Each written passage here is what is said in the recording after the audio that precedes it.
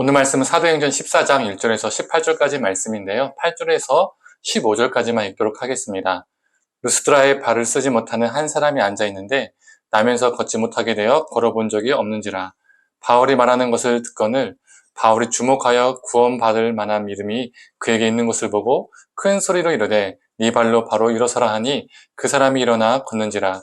무리가 바울이 한 일을 보고 루아오니아 방언으로 소리질러 이르되 신들이 사람의 형상으로 우리 가운데 내려오셨다 하여 바나바는 제우스라 하고 바울은 그 중에 말하는 자이므로 헤르메스라 하더라. 시위에 제우스 신당의 제사장이 소와 하완들을 가지고 대문 앞에 와서 무리와 함께 제사하고자 하니 두 사도 바나바와 바울이 듣고 옷을 찢고 무리 가운데 뛰어 들어가서 소리질러 이르되 여러분이여 어찌하여 이러한 일들을 하느냐. 우리도 여러분과 같은 성정을 가진 사람이라. 여러분에게 복음을 전하는 것은 이런 헛된 일을 버리고 천지와 바다와 그 가운데 만물을 지으시고 살아계신 하나님께 돌아오게 함이라. 아멘. 아침 묵상을 들으시는 모든 성도님들에게 하나님의 은혜가 있기를 간절히 소망합니다. 이 바울과 바나바는 이 이고니온에서 복음을 전합니다. 그런데 이 복음을 듣고 이 두 가지로 사람들이 나뉘죠. 환영을 하고 그 복음을 받아들이는 자, 그리고 복음을 거부하고 박해하는 자로 나뉘게 됩니다. 1절을 보면 유대인과 헬라인을 막론하고 많은 사람들이 믿게 되었습니다. 그런데 2절을 보면 또 악감정을 품은 유대인과 헬라인도 있었다는 것을 우리가 알 수가 있죠. 이 루스드라에서 전도할 때 바울은 선천적으로 걷지 못하는 장애인을요 주목하게 되었습니다. 그리고 그를 향해서 네 발로 일어서라 라고 선언합니다. 그리고 그 사람이 즉시 일어나게 되었죠. 이 기적을 목격한 사람들이 너무 놀란 나머지 어떻게 반응을 합니까? 이 바울과 바나바를 향해서 바나바는 제우스라고 말하고 바울을 향해서는 헤르메스라고 외치며 그들을 숭배하고자 했습니다. 그들 위해서 제사를 지내고자 했던 것이죠. 이때 바울과 바나바가 어떻게 반응합니까? 바울과 바나바는 그 상황을 즐기는 것이 아니라 사람들의 이 우상숭배적 자세와 태도를 강하게 거부하고 훈계합니다. 그런데요, 이게요, 정말 쉬운 게 아닙니다. 단순한 칭찬 정도면 좋게 봐주셔서 감사합니다. 이렇게 인사하고 또 속으로 겸손하자. 이렇게 생각하고 마무리 지을 수 있습니다.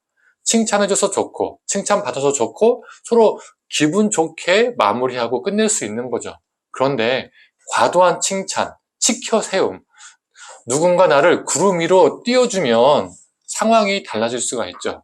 순간 기분 좋은 것을 넘어서서 그 치켜세움을 즐기고자 하는 마음이 우리 인간의 마음에 생길 수 있다는 겁니다. 그 치켜세움이 당연한 것이라 여기기까지도 합니다. 그러면서 자신을 우상화하는 것이죠. 이게 무서운 겁니다. 그래서 자기 자신을 성도들에게 우상화시키는 목회자들도 있잖아요. 또 반대로 특정한 사람에게 과도하게 주목하고 또 그 사람을 너무나 치켜 세워주는 사람들도 있습니다. 우리 한국교회가 이런 경향이 크죠. 놀랄만한 사역을 행하거나 큰 목회, 큰 교회 목사, 담임 목사이면 과도하게 주목하고 치켜 세워줍니다. 이게 바로 목회자 우상화, 우상숭배입니다. 우리 교회가 이렇게 부흥한 것은 담임 목사님의 설교 때문이야. 담임 목사님의 카리스마 때문이야. 우리 담임 목사님의 능력이 많으셔서 그래.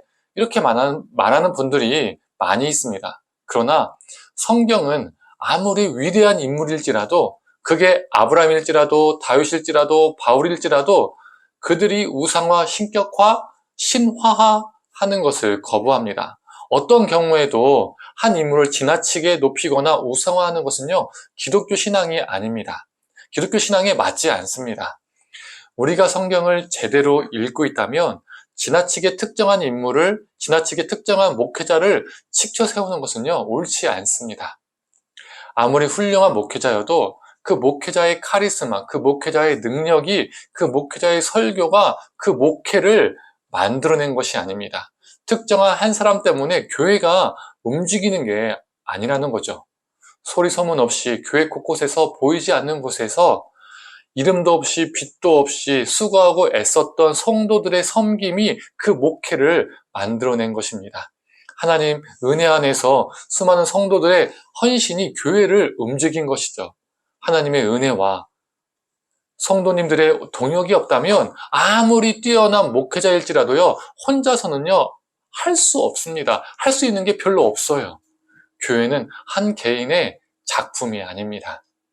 우리가 이미 우리 마음속에 특정 목회자의 설교 때문에, 능력 때문에, 카리스마 때문에 교회가 부흥하는 것이야, 교회 사람들이 늘어나고 있어, 교회가 움직이는 거야, 이렇게 생각하고 말하고 있다면 그것은 이미 목회자를, 그리고 담임 목사를 우상화하고 있는 겁니다. 저와 같은 목회자와, 그리고 목회자와 같이 주목받기 쉬운 자리에 있는 사람들은 오늘 바울과 바나바 같은 단호한 모습이 필요합니다.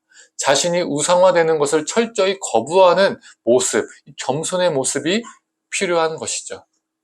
또한 성도님들은 루스드라 사람들의 모습이 내게 있지는 않는가.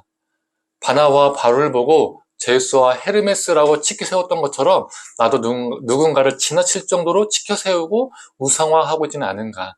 내가 누군가를 하나님처럼 여기고 섬기고 있지는 않은가 돌아봐야 합니다. 오늘 본문 속에서 바울은 자신이 우상화되는 것을 거부하고 루스드라 사람들에게 모든 피조물 속에 스며든 하나님의 은혜를 말합니다.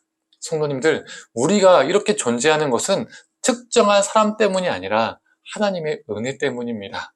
성도님들, 우리 스스로를 우상화하지 않고 또 누군가를 우상화하지 않으며 우리 모든 삶 속에서 스며든 하나님의 은혜를 붙잡고 오늘 하루도 살아가는 저와 성도님들 되기를 간절히 소망합니다. 함께 기도하겠습니다. 하나님, 루스드라 사람들이 바울과 바나바를 정말 신처럼 모시고자 했었습니다. 그러나 그들은 거부하고 모든 피조물 속에 삶 속에 스며든 하나님의 은혜를 선포했습니다. 하나님, 우리 스스로를 우상하지 않게 하시고 또 특정 사람, 특정 목회자를 우상화하는 그런 존재되지 않게 하여 주시옵소서.